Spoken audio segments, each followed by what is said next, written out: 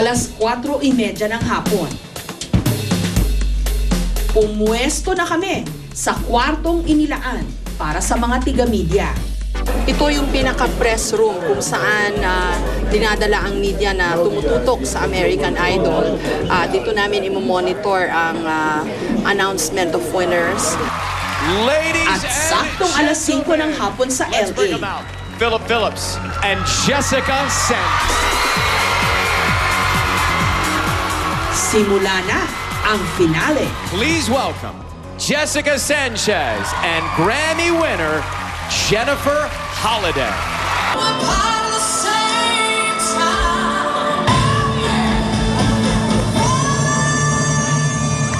Nangilabot ang lahat nung nagduet sina Jennifer Holliday at Jessica Sanchez.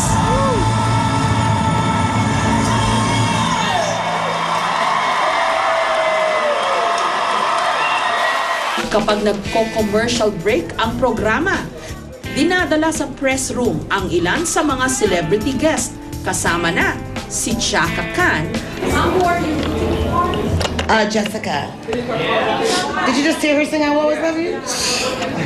Is there any question?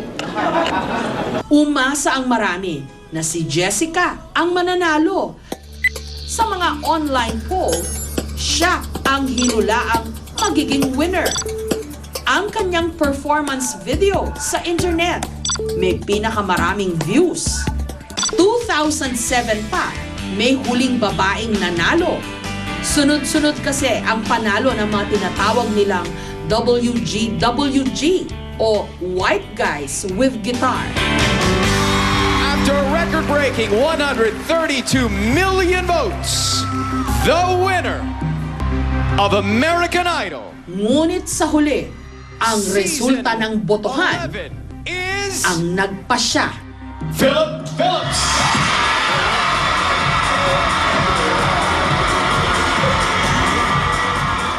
Tahimik ang press room nung inanunsyo ang resulta. Tila marami ang nabigla at nagulat.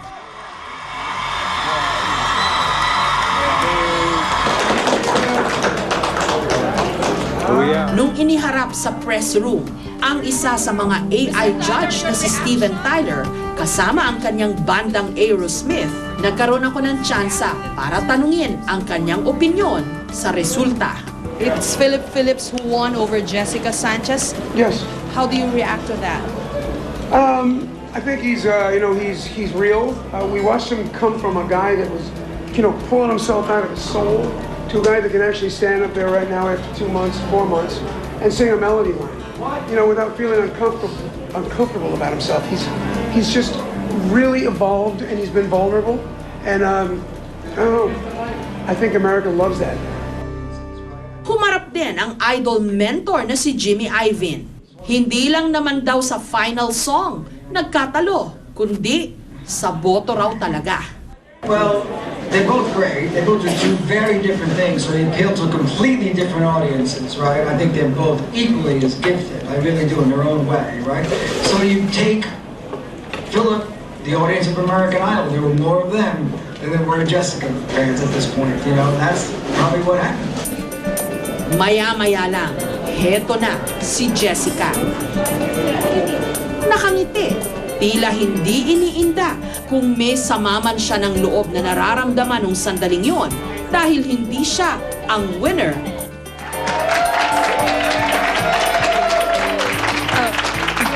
Hi, Jessica. Hi. My name is also Jessica. From the Philippines. We flew in all the way from the Philippines. Oh, thank you so much. Your thoughts and your feelings? I'm kind of relieved that this whole thing is over, but I'm also gonna miss everybody here. But I'm gonna see my Idol family on tour, so I'm thankful for that. And I really think that Philip really deserved to win, and I'm so happy for him. You have no regrets? You don't feel bad at all? No, I don't have any regrets at all. I mean, I made a top 2. That's crazy. So I'm happy. I'm content. How was singing with Jennifer Holliday? That was insane. I love her so much. I've been listening to her ever since I was like 7 years old, and like we both dug deep into our hearts and sang the heck out of that song.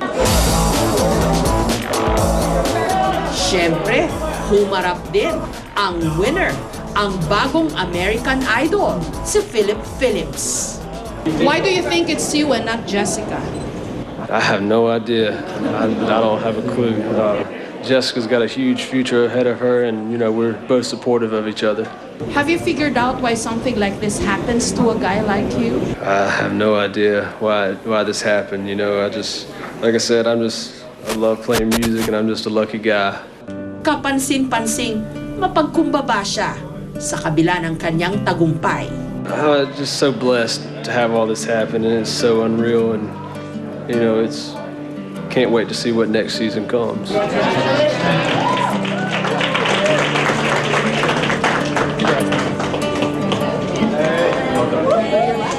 Jessica, yeah. Ito pa yung ticket niyo. Oo, Pirma ho niya. pirma ni Jessica Sanchez. Sabi ko, Jessica. Sa labas ng venue, hindi na itago ng mga Pilipinong nanood ng finals ang kanilang pagkadismaya. Anong reaction mo na hindi si Jessica nanalo, hindi pambato natin? Siyempre sad kasi I wanted to see the first Filipino-American Idol. I wanted to witness it, diba? Medyo sad, pero okay lang, ganun talaga. Anong magagawa natin? Lagi iniisip ko kung anong nangyari. Hindi ba na-count yung votes ng Philippines, or Middle America lang talaga, grabe mag-vote, or is it the white guy that plays the guitar that will always win? Hindi natin alam Pero wag na lang tayo maging pikon at maging proud na lang tayo para sa kanya. Kasi Jessica Soho, ng mga Pilipino, talo tayo. So, Saan tayo? nandun ako kanina sa loob. Pero si Jessica yung talagang pinalakpakan sa loob. Talagang nag-standing ovation talaga. Anong reaction nyo nung hindi mo siyang tinawag? Siyempre nalungkot kami. Tsaka siyempre puro mga puti ang katabi namin. Kasi kakunti lang naman ng mga Pilipino doon sa loob. Parang na-shock sila. Hindi man siya ang American Idol, World Idol naman ang tawag sa kanya ngayon. Malaki rin ang nagawa ni Jessica para pagbuklurin ang mga Pilipino sa Amerika na karaniwang sinasabing watak-watak.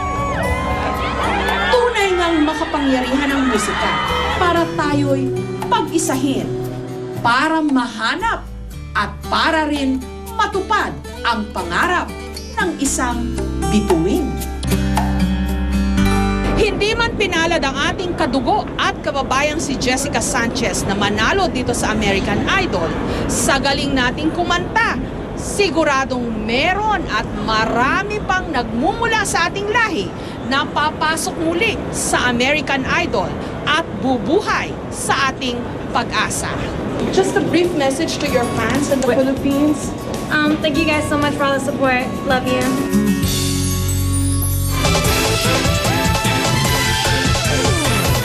Susunod, pwede natin itong panlaban sa paasiman. Taob nito ang American Lemon. Walang kasing asin, pero ang biyayang hatid, napaka-tamis.